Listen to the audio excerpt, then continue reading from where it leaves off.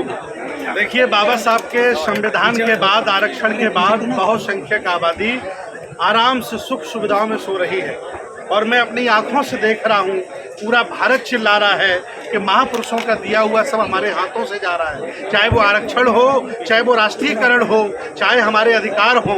मुझे ये लगा कि मैं गांव-गांव जाऊं, नगर-नगर जाऊं, मोहल्ले-मोहल्ले जाऊं, शहर-शहर जाऊं और लोगों को क्योंकि मैं संविधान नहीं बचा सकता, क्योंकि मैं प्रधानमंत्री नहीं हूं, मुख्यमंत्री नहीं हूं, लेकिन अपने लोगों को संविधान के प्रति आगाह कर सकता हूं, संविधान सुरक्षा के लिए उनसे शपथ ले सकता हूं, जागरूक कर सकता हूं। मैं अपनी जिम्मेदारी निभा रहा हूं, इसलिए संविधान जागरूकता सम्मेलन किया। कौन लोग हैं जिनसे संविधान को खतरा है, कौन सी ताकतें हैं, किन लोगों से आप लोगों को जागरूक करना चाहते हैं? ये देश सेकुलर है, ये देश सभी धर्मों का है, धर्मनिरपेक्ष भारत है। आए दिन तमाम सिरफिरे लोग ये बयान देते रहते हैं, इसे खालिस्तान बनाएंगे, इसे हिंदू राष्ट्र बनाएंगे। ये सब संविधान के खिलाफ लोग हैं और मैं ये देख रहा हूँ अपनी आंखों से, चुनी हुई सरकारें जब से उन्हें पावर मिला है वो संविधान के विरुद्ध निर्णय ले रही हैं और वो निर्णय हक वंचित समाज के विरोध में है, उनके नुकसान में है। इसलिए मेरी जिम्मेदारी बनती है कि हम बहुसंख्यक समाज को संविधान के प्रति जगाएं। क्या मजबूरी रही है कि पहले आप राष्ट्रीय बौद्ध सम्मेलन करते रहे देश भर में, इस बार आपने राष्ट्रीय बौद्ध सम्मेलन जो कर रहे थे उसको छोड़ करके संविधान जागरूकता अभियान जो वो चलाया, क्या मजबूरी रही है? क्या कैसे आपने चेंज किया? राष्ट्रीय बौद्ध महासम्मेलन में बहुत कम सीमित लोग आते थे, क्योंकि यहाँ देश में ईसाई भी हैं, सिख भी हैं, हिंदू भी हैं, फिर जातियों में बटे हुए लोग हैं। तमाम लोग हैं जो नहीं चाहते हैं कि हम बौद्ध बने, हमें दीक्षा दिलाई जाए, जबकि बाबा साहब हमारे मसीहा ने हमसे स्पष्ट कहा। मुझे लगा कि संविधान के माध्यम से मैं अल्पसंख्यकों को, मुसलमानों को, बौद्धों को और सभी लोगों को, सभी जातियों को इकट्ठा कर सकता हूँ। ये मेरी पहली पहल थी और मैं अपील करता हूँ, लाखों संगठन भारत में चलते हैं, सब लोग मिलकर के पहल करिए। ये पहला कार्यक्रम है। अगर हम लोगों ने साल भर में 1000 संविधान जागरूकता सम्मेलन कर दिए तो मैं विश्वास दिलाता हूँ ये तय हो जाएगा कि संविधान का दुश्मन कौन है और संविधान का दोस्त कौन है। अगर ये तय हो गया तो हम संविधान को बचा पाएंगे और इन जालिमों से देश को बचा पाएंगे।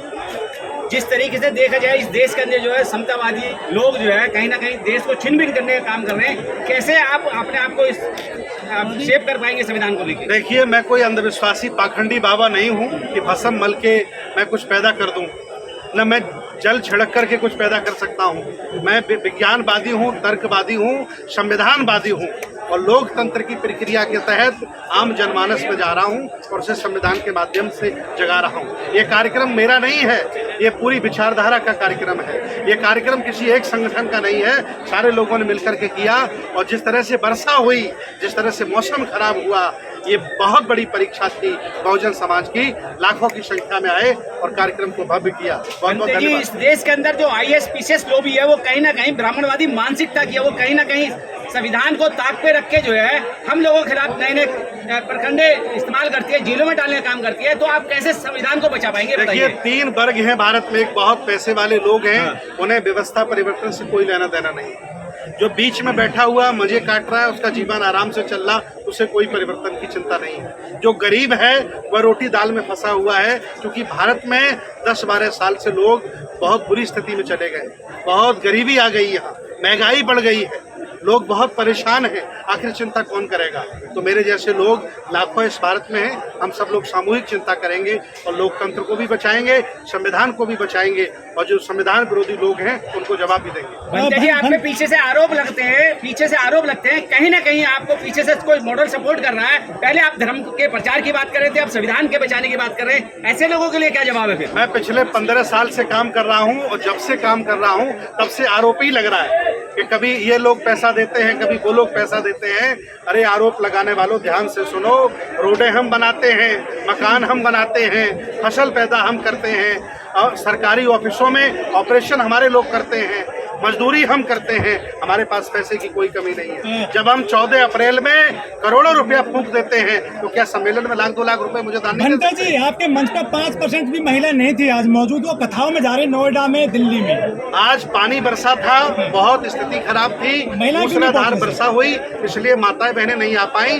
क्योंकि ट्रैक्टर ट्राली नहीं आ पाए तो पुरुष वर्ग घर से निकला, क्योंकि घर में जानवर भी हैं, खाना भी बनाना है, फसल भी खड़ी है, इसलिए महिलाएं नहीं आ लेकिन पाई। धीरेन्द्र के यहाँ पे महिलाएं बड़ा ठुमका लगा रही है, बहुत संख्या में जा रही है वहाँ पर। देखिए, उनका कल्चर अलग है, हाँ। उन्हें वहाँ नाचने को मिलता है, गाने को मिलता है। हम लोग विज्ञानवादी वो हिंदू राज बढ़ा रहे हैं सर। हम लोगों को अंधविश्वास पाखंड नहीं परोस सकते।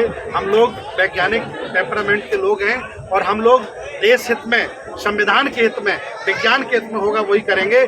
हम कभी भी ऐसा काम नहीं करते। हिंदू राज बढ़ा रहे हैं बाबा। आज का प्रोग्राम जो क्या हुआ है, जो बड़ा सफल प्रोग्राम रहा है, क्या कहना चाहोगे? क्या मैसेज जो आप देना चाह रहे हो, आपको लगता है कि वो मैसेज कन्वे हुआ है? देखिए, मैं बहुत प्रसन्न हूँ, पूरा आयोजन मंडल हमारा प्रसन्न है कि हमारे निवेदन पर लाखों लोग घरों से निकल के आए, लोगों ने अपनी दिहाड़ी छोड़ी, मेरे निवेदन पर पूरे दिन वो यहाँ रहे।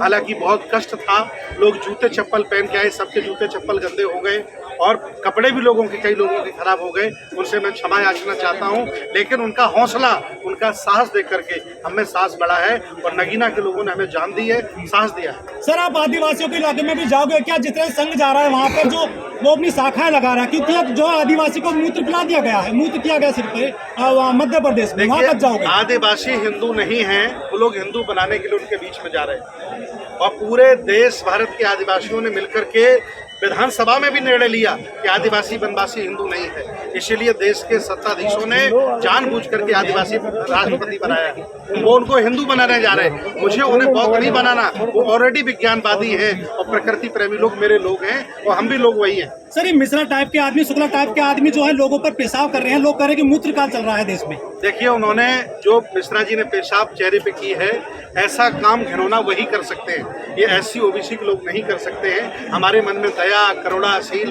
भाईचारा बसता है और चेहरे पे पेशाब की गई, पैर धुले गए, ये उल्टा नियम है। इसलिए समझ जाओ, लोग जाग रहे हैं, नहीं बहुत आपकी स्थिति खराब हो सकती है। युवा कांवड़ लेने जा रहे हैं बड़ी संख्या में, उनको क्या संदेश देना चाहोगे?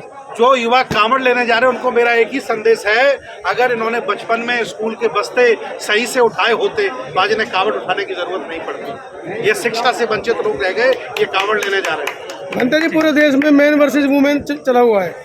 एक महिला के वजह से पूरे देश की महिला को टारगेट किया जा रहा है। 150 से ज़्यादा महिलाओं को वापस बुला लिया गया है जो पढ़ने लिखने में बड़ी होशियार थी। क्या कहेंगे उस मामले पर? किसी के व्यक्तिगत जीवन से जो लोग मजा लेते हैं, आज नहीं कल उनका व्यक्तिगत जीवन खराब होता है।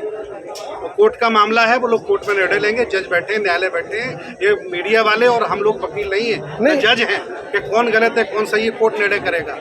हमारे पास इतनी फुर्सत नहीं है कि मैं अपनी महफिल में उनकी चर्चा करूँ। भंटे जी, संविधान जागरूकता महासम्मेलन का आज सफल आयोजन रहा। हालांकि कृपा दृष्टि जो है बारिश की बहुत बढ़िया रही, लेकिन उसके बावजूद भी तोड़ प्रोग्राम रहा।